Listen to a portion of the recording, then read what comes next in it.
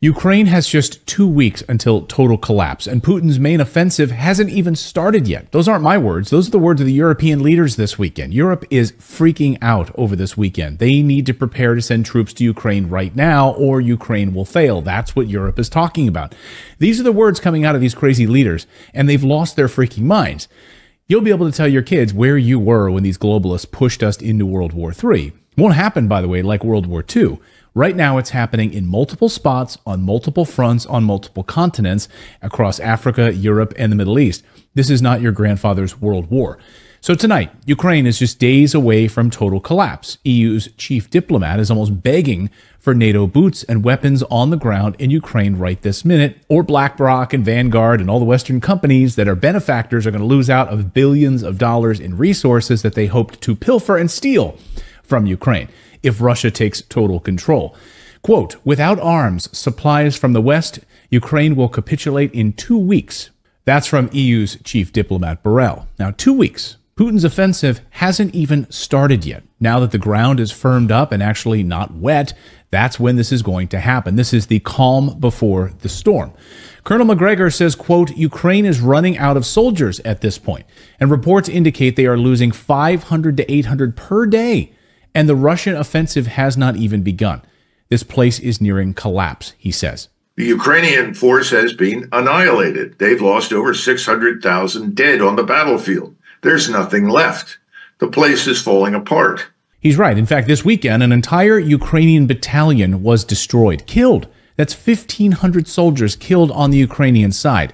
And a battalion, you could give or take a few hundred people, is about 1,000 individuals, so more than a battalion's worth wiped out in one day. As the Blitz writes, the Western military-industrial complex is putting pressure on politicians, including Biden and his administration, to keep the cash cow alive by prolonging the conflict in Ukraine. They don't care about the people of Ukraine, as we've long covered here on the show. They don't give a shit about the people of Ukraine. They care about the money. So what's the goal here? The other part of this goal is to topple Putin so we can steal their resources, enrich the military-industrial complex. That's always been the plan. As Colonel Mack says, this is absolute madness. Russia, in the last 2.5 years, has built up an enormously powerful and successful force. This is battle-hardened, well-equipped, well-led, well-trained, highly disciplined.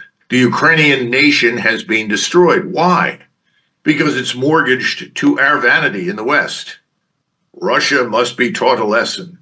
Russia must be destroyed. Putin must be removed. Really? Why? Well, because we've decided that we want to strip Russia of its resources. So we turned Ukraine into a battering ram designed to stab Russia in the heart. Well, the Russians woke up. Meanwhile, France knows the EU is in serious trouble. That's why tonight I mentioned multiple fronts. France is doubling down on its plan to send boots on the ground, NATO forces into Ukraine to fight Russia, and into Africa to fight Russia because of all of the mineral-rich resource region of the Sahel in Africa. They want those resources. They don't want Russia to get their hands on it. And French President Macron says Europe right now better ramp up its military or Europe is about to die. I mean, these are really strong words from these leaders. Europe is about to die? If they send troops, all bets are off. They know Putin is about to attack Ukraine with devastating consequences to end this war. They do not want this going into another dark winter.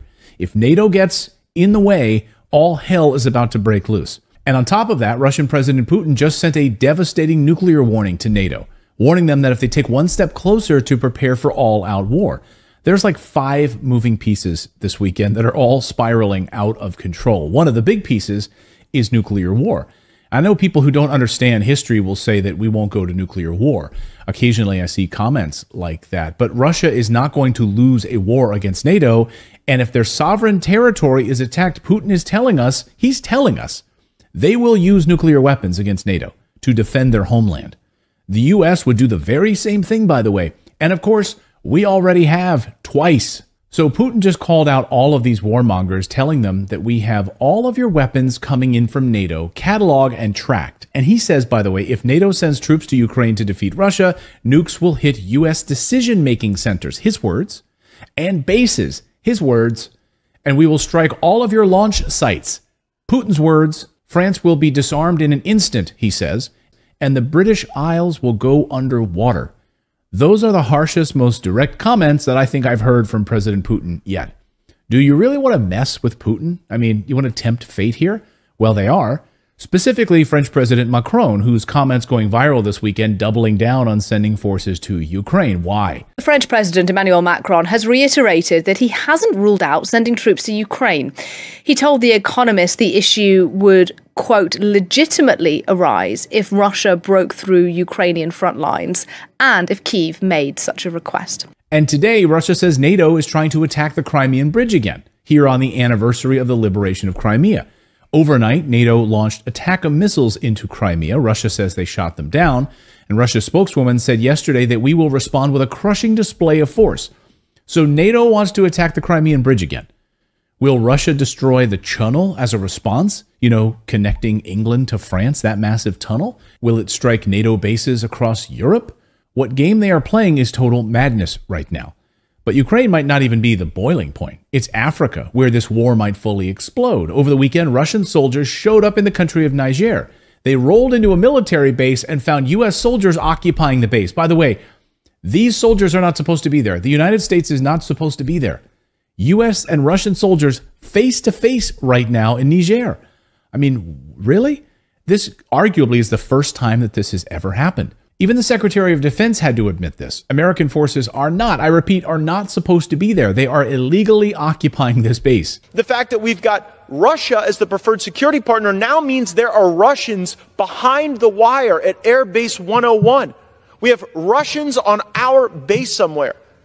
That would never happen. But the only reason it's happening is because Blinken and Biden are humiliated that their plan failed, that they poured $500 million into this country where now we're being thrown out by the scruff of our neck. And Niger has asked Russia to come there and secure the country from U.S. and French troops who are trying to steal uranium resources. Will the U.S. back down, or will these be the shots heard around the world? World War III starts in Africa, of all places, over minerals and resources. Something big is about to happen here. Either NATO goes home with its tail between its legs and admits defeat, Ukraine fully surrenders unconditionally to Russia, which is, by the way, the only outcome that Putin will accept. He's already told us that. Total unconditional surrender. Or Putin shows the world that he's not bluffing. Something is going to give. This is why we've been prepping like big time in my house right now. I'm not going to be half-assed about it. I want to be prepared.